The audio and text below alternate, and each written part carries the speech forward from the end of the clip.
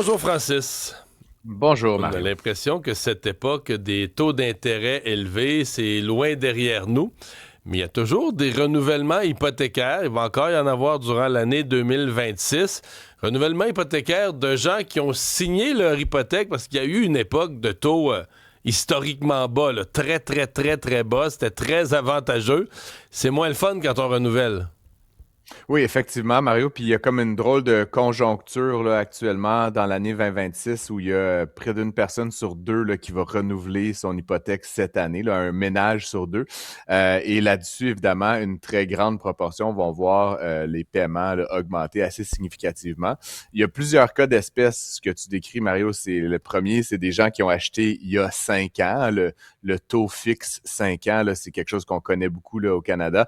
Ben, c'est des gens qui ont signé donc en 2020-2021, là, fin 2020, et qui ont eu certainement des taux avoisinant les 2%. Là. Évidemment, on a tout Ça, un du mononcle. Là, 2% pour 5 ans, la journée qu'ils ont signé ça, ils ont gagné à la loterie. C'est-à-dire qu'il fallait pas qu'ils le voient comme une normalité, il fallait qu'ils le voient comme une chance. Non, mais pas vrai qu'ils le voient comme une chance dans une vie d'avoir ça une fois, là, tu sais.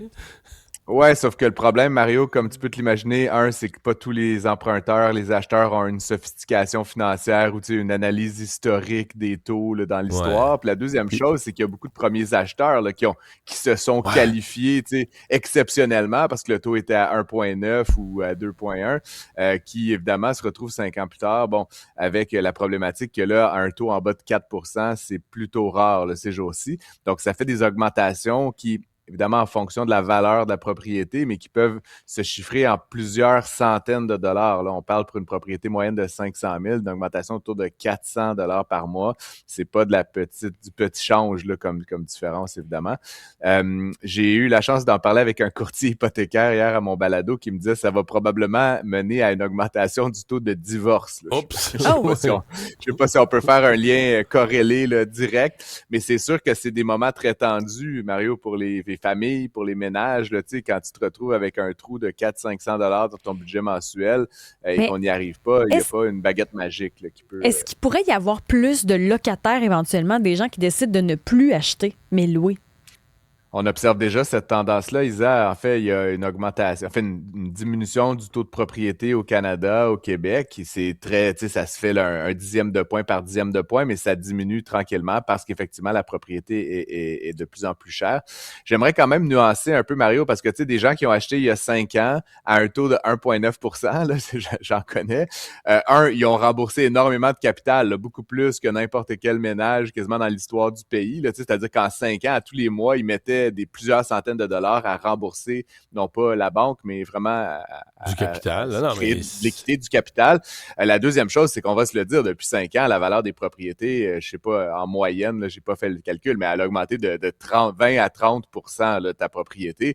Fait que, tu sais, je veux bien que ça soit compliqué de faire arriver le budget à la fin du mois, mais ces gens-là sont quand même à la limite moins à plaindre que ceux qui n'avaient pas de propriété il y a 5 ans et qui aujourd'hui sont entrés sur le marché avec non seulement des propriétés beaucoup plus ouais. chères, mais un taux beaucoup plus élevé. Il y a plusieurs techniques là, rapidement, mais tu sais, on peut, par exemple, si on a pris un prêt sur 25 ans il y a 5 ans, ben avec le capital ce qu'on doit aujourd'hui, ramener ça sur 25 ans, donc remettre ça sur une durée d'amortissement plus longue, ça fait baisser le prix. Évidemment, ça veut dire qu'on va payer plus d'intérêts. Sinon, il y a des gens carrément qui prennent des liquidités, qui utilisent cette équité-là pour financer possiblement leur train de vie ou rembourser d'autres dettes. Donc, il y a plusieurs, évidemment, stratégies. Je conseille aux gens de consulter un conseiller là-dessus. Bon. C'était une dure journée sur les marchés financiers hier. Donald Trump, c'est pas long, de la minute qu'il a ramené son histoire de tarifs supplémentaires sur l'Europe, ça a tout de suite secoué les marchés financiers. Ouais, ben il y a ça évidemment qui est, à mon avis, le principal facteur là, aggravant d'une baisse quand même de 2 à 2,5% là, selon les indices. C'est vraiment le Nasdaq là, qui s'est fait taper le plus fort à moins 2,4%. Sinon, tous les indices étaient autour de 2. Le TSX, c'est drôle, Mario, quand même, comment le Canada, tu sais, qui est un petit pays, là, M. Carney l'a dit, un pays de taille moyenne, a eu une baisse que de 1% hier. Tu sais, on résiste beaucoup mieux, on performe beaucoup mieux au Canada qu'aux États-Unis.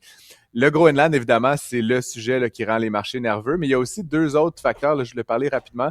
Le gouvernement japonais a déposé un budget vraiment bizarre, là, qui ressemble un peu à ce que Liz Truss avait fait en Angleterre il y a quelques années, un budget très dépensier où on ne comprend pas exactement d'où va venir l'argent. Je t'écoutais ce matin là, en parler avec Stéphane, ouais. voyons. Avec Stéphane. Ouais. C'est un des pays les plus endettés au monde à 252% de dette sur PIB. Fait que c'est sûr que là, quand on fait un mauvais budget puis que le taux de financement augmente, ben, ça crée beaucoup de nervosité. Puis ça reste que le Japon, c'est un gros pays, c'est une grosse économie. Fait que leurs bons du trésor sont une place importante dans l'économie mondiale. Donc, ça rend les marchés nerveux. Puis la troisième chose, c'est qu'il y a eu des contre-performances. Netflix a dévoilé des résultats, par exemple, Pierre Mario. Vente record, nombre d'abonnés record à 325 millions d'abonnés réguliers et malgré tout, là, après les heures, le titre s'est fait malmener à moins 7%. C'est comme si cette bonne nouvelle-là était insuffisante par rapport à ce qu'on attendait d'une entreprise. Mais ça fait Netflix. Quelques mois, après des années de succès en bourse, Netflix avait eu déjà un mauvais 3-6 mois, là, avait baissé beaucoup à fin d'année 2025. Puis là, les résultats sortent, ils ont l'air bons. Par contre, les perspectives pour l'année prochaine sont un petit peu revues à la baisse. L'action, ça a perdu un autre 6-7% ce matin. C'est ça. Puis l'entente avec Warner, dont on avait beaucoup parlé en fin d'année dernière, fait beaucoup peur. C'est beaucoup, beaucoup d'argent. On parle de dizaines de milliards de dollars. Netflix n'a jamais fait de deal comme ça. Puis il y a quand même Paramount Skydance qui continue à fatiguer, là, à dire qu'ils veulent l'acheter. Ça fait que la transaction elle est très coûteuse. Et évidemment, qui pourrait ne pas... Enfin, on ne sait pas comment ça va se goupiller, mais rend tout le monde un peu nerveux. Bref, c'était une mauvaise journée. On espère que ça va reprendre un peu du poil de la bête. Mais malheureusement, en pré-marché ce matin, c'était dans le rouge. Oui, effectivement. Encore. Hey, merci Francis. Salut.